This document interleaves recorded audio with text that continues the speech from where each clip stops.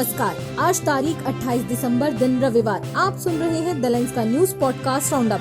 मेरा नाम है पूनम ऋतु सेन। चलिए करते हैं खबरों की शुरुआत। उत्तर भारत में कड़ाके की ठंड का कहर जारी है। राजस्थान के फतेहपुर में न्यूनतम तापमान 2.1 डिग्री, करौली में 2.4, सीकर में 3.5 और पाली में 3.6 डिग्री दर्ज किया गया, जबकि पंजाब हरियाणा में हिसार सबसे ठंडा रहा 2.5 डिग्री के साथ। ये ठंड जेट स्ट्रीम के असर से बढ़ी है, जिसकी रफ्तार 262 किलोमीटर प्रति घंटे तक पहुंच गई है, जिससे उत्तर की ठंडी हवा मैदानी इलाकों तक खींच रही है। मौसम विभाग ने जम्मू कश्मीर, दिल्ली, पंजाब, हरियाणा, उत्तर प्रदेश समेत कई राज्यों में अगले 5 दिनों तक तापमान गिरावट की चेतावनी दी है। साथ ही 23 राज्यों में घने कोहरे का अलर्ट जारी किया है, जिससे ट्रेनें और फ्लाइट्स प्रभावित हो रही हैं। बताते चले कि आज 13 उड़ानें रद्द हुई हैं। अरावली पर्वतमाला की संरक्षण परिभाषा को लेकर उठा नया विवाद अब सुप्रीम कोर्ट पहुंच गया है, जहां कोर्ट ने स्वतः संज्ञान लेते हुए चीफ जस्टिस सूर्यकांत की वेकेशन बेंच सोमवार को सुनवाई करेगी। विवाद की जड़ 20 नवंबर 2025 के सुप्रीम कोर्ट फैसले में है, जिसमें केवल 100 मीटर या उससे अधिक ऊंचाई वाली पहाड़ियों को ही अरावली मानने की केंद्र की सिफारिश स्वीकार की गई, जिससे छोटी पहाड़ियों में खनन का रास्ता खुल सकता है। पर्यावरण कार्यकर्ता इसे इकोलॉजिकल आपदा बता रहे हैं, जबकि केंद्र का दावा है कि संरक्षण प्रभावित नहीं होगा। राजस्थान, हरियाणा और दिल्ली एनसीआर में विरोध प्रदर्शन जारी है।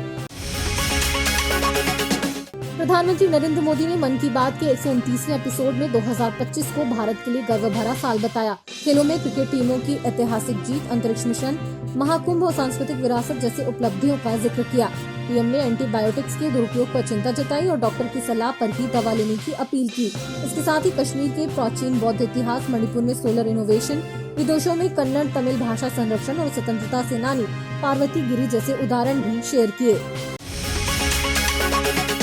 इधर उन्नाव रेप केस में दोषी पूर्व भाजपा विधायक कुलदीप सिंह सेंगर की उम्र कैद की सजा दिल्ली हाईकोर्ट द्वारा निलंबित करने के खिलाफ सीबीआई की याचिका पर सुप्रीम कोर्ट कल 29 दिसंबर को सुनवाई करेगा। इस फैसले के विरोध में दिल्ली के जंतर मंतर पर पीड़िता और कार्यकर्ताओं का प्रदर्शन जारी है, जहां सेंगर समर्थकों से झड़प भी हुई। पीड़िता ने परिवार की सुरक्षा हटाए जाने और धमकियों की शिकायत की है, जबकि सुप्रीम कोर्ट पर पूरा भरोसा जताया है कि न्याय मिलेगा। सेंगर अभी जेल में ही है, क्योंकि पिता की हत्या के दूसरे मामले में सजा बाकी है। इधर लंदन में बांग्लादेश हाई कमीशन के बाहर भारतीय और बांग्लादेशी हिंदू समुदाय ने बांग्लादेश में अल्पसंख्यकों पर बढ़ती हिंसा, विशेष रूप से दीपू चंद्र दास की लिंचिंग और शरीफ उस्मान हादी की मौत के बाद भड़की अशांति के खिलाफ शांतिपूर्ण प्रदर्शन किया। प्रदर्शनकारियों ने भारत से बॉर्डर खोलने और हिंदुओं की सुरक्षा की मांग की, लेकिन खालिस्तानी समर्थकों के एक छोटे समूह ने भारत विरोधी नारे लगाकर, खालिस्तानी झंडे लहराकर और धक्का मुक्की कर हंगामा मचाया, जिससे तनाव बढ़ गया और पुलिस ने स्थिति संभाली। अंत में खबर जरा हटके में बात अफीम से जुड़ी। जब भी अफीम की बात होती है तो इसे अक्सर अवैध ड्रग्स व्यापार से ही जोड़ा जाता है, लेकिन भारत में कहानी कुछ और है। भारत दुनिया की उन देशों में से है जहां पर अफीम की खेती कानूनी है, लेकिन इस पर कड़ी निगरानी रखी जाती है। भारत के अफीम बेल्ट का मतलब 3 राज्यों के उन सरकारी नोटिफाइड जिलों से है जहां पर लाइसेंस वाले किसानों को कानूनी तौर पर अफीम पोस्ट की खेती करने की इजाजत दी गई है। इन इलाकों पर केंद्रीय एजेंसी द्वारा कड़ी निगरानी रखी जाती है, जिसमें मध्य प्रदेश, उत्तर प्रदेश और राजस्थान में इसकी खेती की जाती है।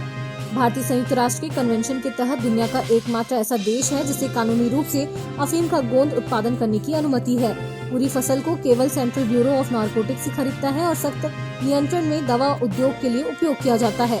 आने वाले फसल वर्ष के लिए करीब 1.21 लाख किसानों को लाइसेंस जारी होने की उम्मीद है, जो पिछले साल की तुलना में 30% से अधिक की बढ़ोतरी है, लेकिन किसानों को कड़े मानकों और निगरानी का पालन करना अनिवार्य होता है।